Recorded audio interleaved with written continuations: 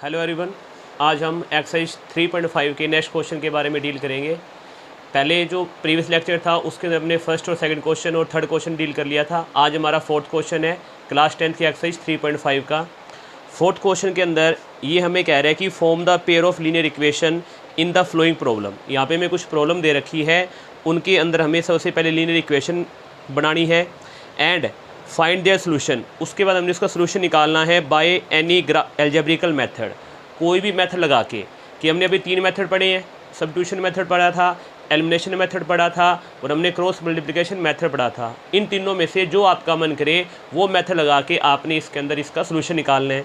तो first part के अंदर फोर्थ का जो फर्स्ट पार्ट है इसकी स्टेटमेंट हमें कह रहा है a part of a monthly hostel charge is fix.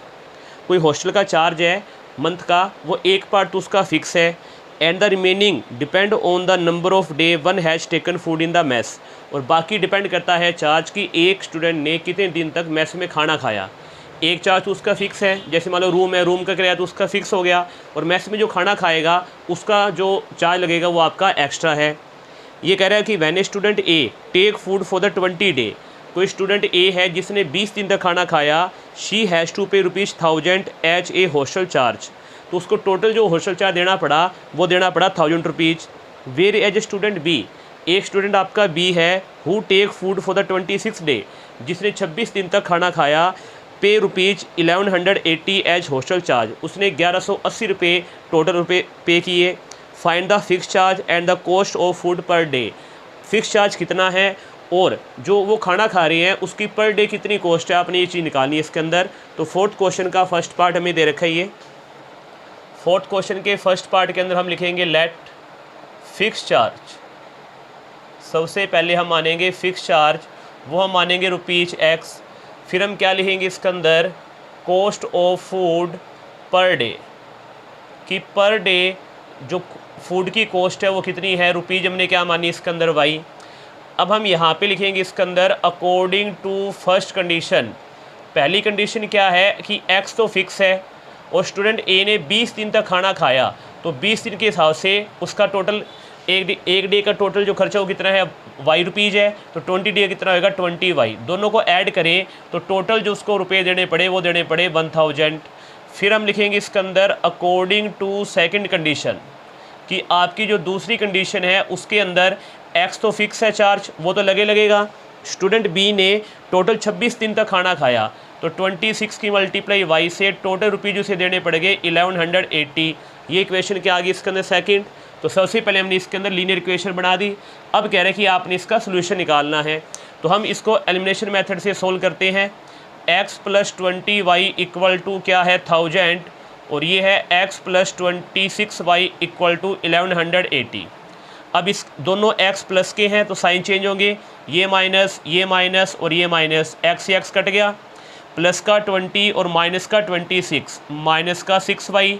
1000 में से माइनस करेंगे 1180 तो माइनस का 180 बचेगा, माइनस से minus cut, Y equal to 180/6 किस पे कट गया 30 पे, तो Y की वैल्यू किसके बराबर आ गई इसके अंदर 30 के बराबर आ गई। अब हम यहाँ पे क्या लिखेंगे इसके अंदर, हम लिखेंगे इसके अंदर कि putting value of Y in equation 1 में पुट करें, 2 में वो हमारी चॉइस होगी, Y को हम पुट करें इक्वेशन नंबर 1 के अंदर, तो वैल्यू क्या आएगी X + 20 × Y, और Y किसके बराबर निकाला हमने 30 के बराबर, और ये वैल्यू किसके बराबर इसमें 1000 के। X + 20 की 30 से मल्टीप्लाई 600 इक्वल टू 1000 आया, X इक्वल टू 1000 माइनस क्या आया 600, तो X इक्वल टू क्या आ गया इसके अंदर 400। X भी हमने निकाल दिया, Y भी हमने निकाल दिया, तो हम क्या लिखेंगे इसके अंदर कि देयरफॉर फिक्स चार्ज, कि जो फिक्स चार्ज है वो ₹X था, तो X की वैल्यू हमारे पास है 400, तो टोटल कितना आएगा ₹400। फिर हम यहाँ पे क्या लिखेंगे इसके अंदर, cost of food per day जो खाने का खर्चा है वो कितना है ₹Y, और Y की हमने यहाँ पे वैल्यू क्या निकाली इसके अंदर 30, तो रोज़ का जो खाने का खर्चा है वो कितना है इसके अंदर ₹30। तो ये आपका कंप्लीट यहाँ पे आंसर हो गया इसके अंदर। नेक्स्ट में दे रखा है इसी का सेकंड पार्ट के अंदर ये फ्रैक्शन वाला क्वेश्चन है। ये कह रहे हैं कि ए फ्रैक्शन बिकम 1/3, कि कोई फ्रैक्शन की वैल्यू 1/3 के इक्वल आएगी कब आएगी? When 1 is subtracted from the numerator, कि हम न्यूमिनेटर में से 1 माइनस करें और डिनोमिनेटर में कोई भी चेंज ना करें तो फ्रैक्शन की वैल्यू किसके बराबर आती है? 1/3 के बराबर आती है।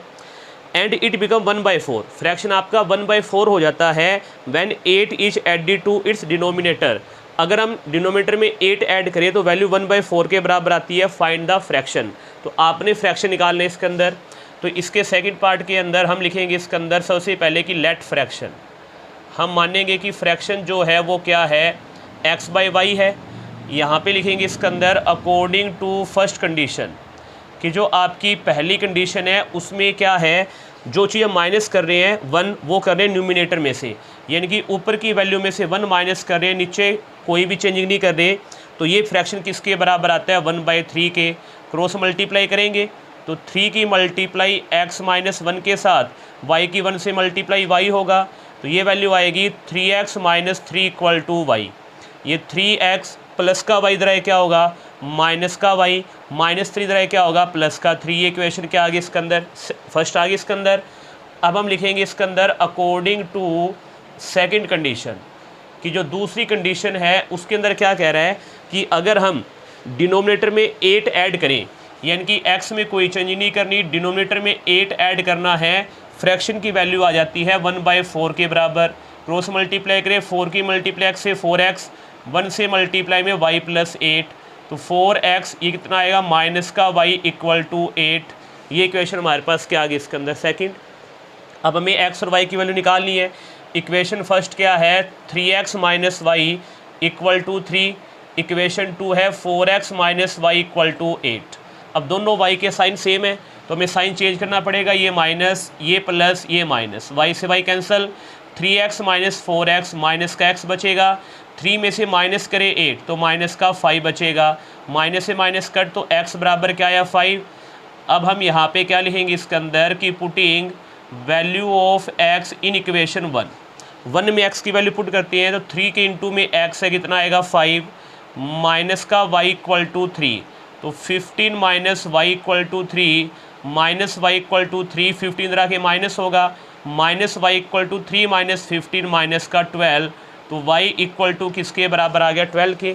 उसे हमसे पूछा है फ्रैक्शन, तो हम क्या लिखेंगे इसके अंदर की देयरफॉर फ्रैक्शन, जो कि हमने x/y माना था, x आपका 5 आया है और y किसके बराबर आया है? 12 के। तो ये आपकी सेकंड पार्ट का आंसर आएगा। जो फ्रैक्शन हमारे पास है वो कितना आ गया इसके अंदर? 5 कितना आया इसके अंदर? 12 हमारे पास आ चुका है इसके अंदर। अब हम बात करते हैं नेक्स्ट इसके थर्ड पार्ट के बारे में।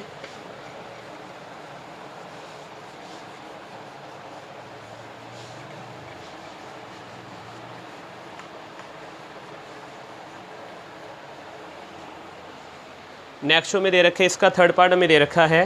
थर्ड पार्ट में क्या है? Yash score 40 marks in a test. Yash के किसी टेस्ट के अंदर टोटल 40 मार्क्स आए, getting 3 marks for the each right answer. जो उसका आंसर सही था उसके लिए उसको मिले 3 marks, and losing marks for each wrong answer. और जो आपका इसके अंदर जो सही आंसर है, यहाँ पे थोड़ी स्टेटमेंट ये इसमें कम है थोड़ी, तो अभी आपको देख के बताता हूँ मैं इसमें।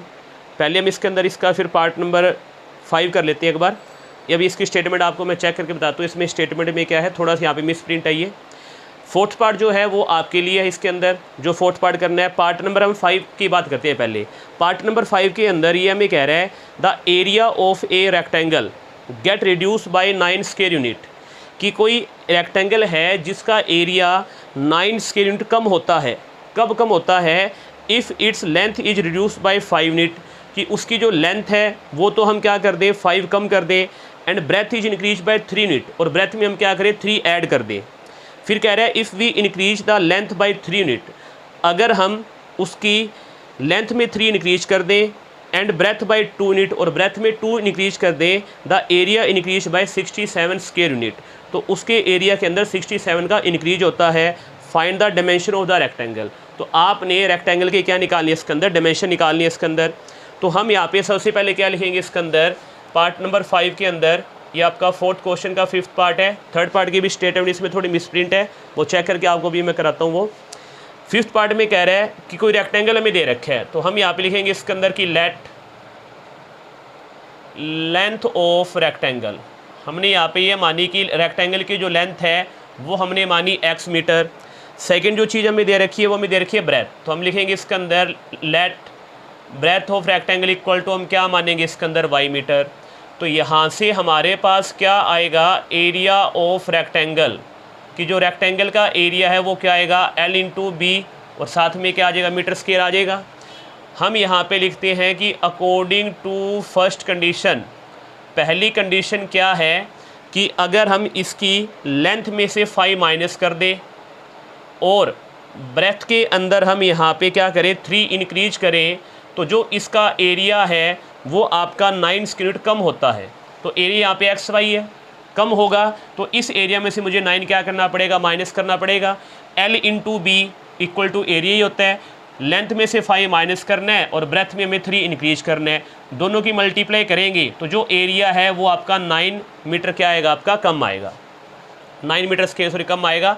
अब हम इनकी मल्टीप्लाई करते हैं, y की मल्टीप्लाई x से क्या आएगा आपका xy, y की -5 से माइनस का 5y, 3 की मल्टीप्लाई x से 3x, 3 की -5 से माइनस का 15 equal to xy equal to क्या, xy -9 है।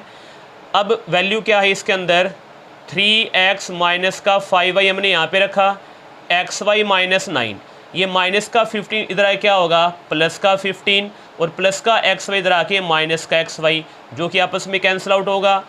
3x minus 5y equal to minus का 9 है और प्लस का 15 है, -9 प्लस 15, ये वैल्यू हमारे पास किसके बराबर आ जाएगी 6 के। ये इक्वेशन हमारे पास क्या आ गई इसके अंदर फर्स्ट।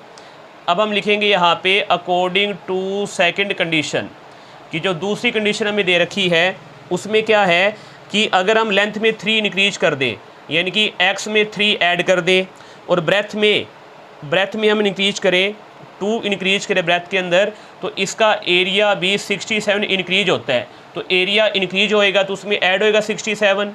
अब x की मल्टीप्लाई y से क्या होगा xy, y की मल्टीप्लाई 3 से 3y, 2 की मल्टीप्लाई x से 2x और 2 की मल्टीप्लाई 3 से कितना आएगा 6 इक्वल टू क्या आ गया इसके अंदर xy प्लस हमारे पास कितना आ गया इसके अंदर, ये 67 आ गया इसके अंदर। अब हम इस इक्वेशन को यहाँ पे सोल्व करते हैं, जैसे हमने पिछली इक्वेशन सोल्व किया था। अब वैल्यू क्या है 2x plus 3y, 2x plus 3y equal xy plus 67, plus इधर आए क्या होगा माइनस और ये प्लस इधर आए क्या होगा माइनस, यानी कि प्लस का 6 जब हम लेके जाएंगे राइट हैंड साइड की तरफ तो वो हमारे पास क्या होगा माइनस का 6, और जो प्लस का xy है जब हम उसको लेके जाएंगे राइट हैंड साइड तरफ वो क्या आएगा माइनस का xy, ये आपस में कैंसिल, तो वैल्यू आ गई 2x प्लस 3y, 67 माइनस 6 कितना हो गया 61। ये इक्वेशन हमारे पास क्या आ गई इसके अंदर, सेकंड आ गई इसके अंदर। अब फर्स्ट इक्वेशन जो हमारे पास है वो है 3x माइनस का 5y इक्वल टू 6, और जो इक्वेशन 2 है वो है 2x plus 3y equal to 61। अब हमने इसको सोल्व करना है।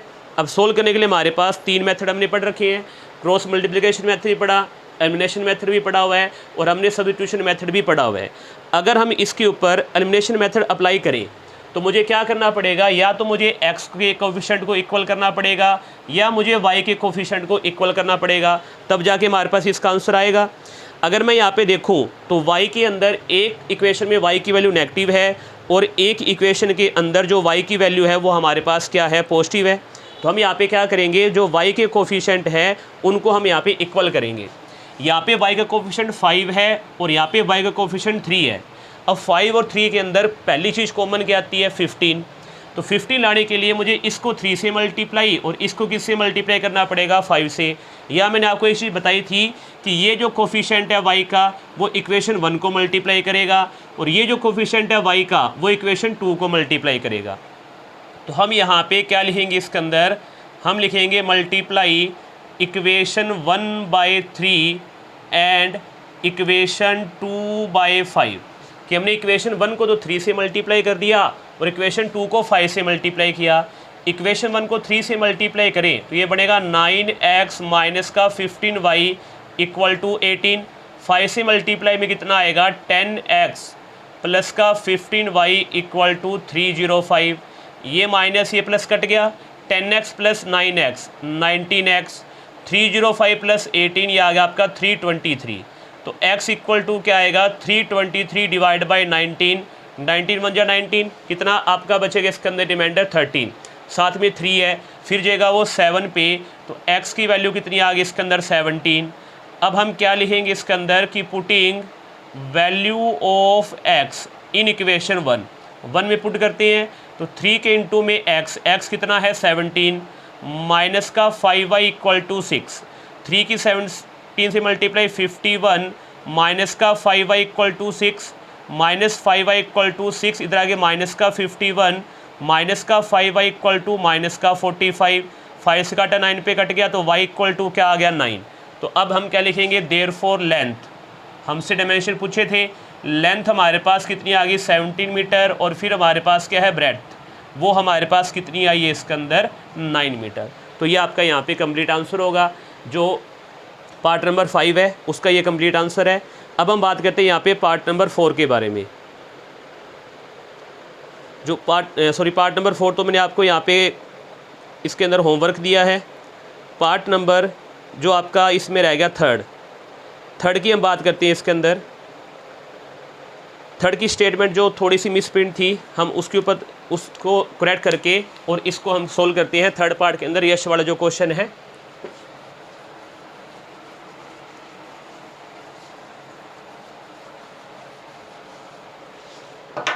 थर्ड पार्ट के अंदर हमें स्टेटमेंट में कह रहा है कि यश को score 40 marks in a test, किसी टेस्ट में यश के जो टोटल मार्क्स आए वो कितने आए 40 आए।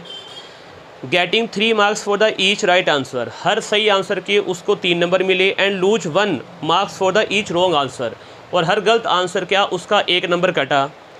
Had 4 marks been awarded for the each correct answer, second condition में कह रहा है कि अगर सही आंसर के 4 नंबर मिले and 2 marks been deducted from the each incorrect answer, और हर गलत आंसर के 2 नंबर कटे, तो then Yash would have score 50 marks. तो यश के आते हैं टोटल 50 मार्क्स आते हैं। How many question were there in the test, आपने बताना है कि उस टेस्ट के अंदर टोटल नंबर ऑफ क्वेश्चन कितने थे। तो हम क्या करेंगे इसके अंदर फोर्थ के थर्ड पार्ट के अंदर सबसे पहले लिखेंगे लेट राइट आंसर, हमने माना उसके राइट आंसर x थे। लेट रॉन्ग आंसर, उसके जो रॉन्ग आंसर थे वो हमने क्या माने y। अब हम क्या लिखेंगे इसके अंदर अकॉर्डिंग टू फर्स्ट कंडीशन, पहली कंडीशन क्या कहती है कि सही जो उसके आंसर है उसके नंबर मिलेंगे 3, तो 3x, और हर गलत आंसर का 1 नंबर कटेगा, तो इसमें से माइनस होगा, और गलत आंसर के नंबर क्या है y, तो 1 की मल्टीप्लाई y से y, टोटल मार्क्स कितने आएंगे उसके 40। सेकंड कंडीशन में क्या कह रहा है अकॉर्डिंग टू सेकंड कंडीशन, दूसरी कंडीशन में कह रहा है कि उसको सही आंसर के तो 4 नंबर मिले यानी कि 4x, और गलत आंसर के 2 नंबर कटे, तो क्या आएगा 2y, दोनों का डिफरेंस करें तो टोटल मार्क्स कितने आते हैं 50, क्योंकि जो क्वेश्चन आपका रॉन्ग है वो आपके टोटल मार्क्स में से उतने मार्क्स क्या होंगे कम होंगे, तो ये राइट में से रॉन्ग दोनों को अगर हम डिफरेंस करें तो टोटल मार्क्स उसके कितने बचते हैं इसके अंदर 50। तो अब उसने पूछा है कि टोटल नंबर ऑफ क्वेश्चन कितने हैं।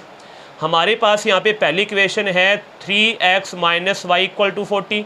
अब इस इक्वेशन 2 नहीं मानते, इन दोनों में देखो 2 कॉमन आ रहा है, 2 कॉमन लिया तो कितना आया 2x minus y equal to 50, 2 से 50 काटा किस पे कटा 25 पे, तो 2x minus y equal to 25, ये इक्वेशन क्या आ गई सेकेंड। अब हम इन इक्वेशन को सोल्व करते हैं एलिमिनेशन मेथड से। तो पहली equation 3x minus y equal to 40, दूसरी 2x minus y equal to 25।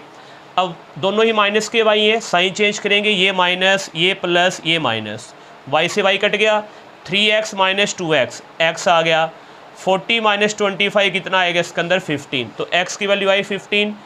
अब हम यहाँ पे क्या लिखेंगे इसके अंदर कि putting value of x in equation 1 में पुट करते हैं तो कितना आएगा 3 into 15 minus y equal to 40, ये बनेगा 45 minus y equal to 40, minus y equal to 40 में से ये 45 माइनस होगा तो minus y equal to -5, minus minus कटा y इक्वल टू आ गया 5। तो देयर फॉर राइट आंसर्स, जो उसके राइट आंसर थे वो x था, कितने थे इसके अंदर 15। फिर हम लिखेंगे इसके अंदर रॉन्ग आंसर, जो उसके गलत आंसर थे वो y थे और y की वैल्यू कितनी है 5। हमसे पूछा गया है कि टोटल नंबर ऑफ क्वेश्चन कितने हैं, तो टोटल नंबर ऑफ क्वेश्चन क्या होंगे, right answer plus wrong answer, तो टोटल नंबर ऑफ क्वेश्चन कितने आएंगे इसके अंदर 20 आएंगे। तो ये आपका थर्ड पार्ट था। जो पार्ट नंबर 4 है वो आपके लिए होमवर्क है। इसी के साथ आपकी ये जो एक्सरसाइज है 3.5 ये आपकी कंप्लीट है। अब हम एक एक्सरसाइज रहेगी इस चैप्टर के अंदर, वो नेक्स्ट लेक्चर में डील करेंगे। Thank you, have a nice day.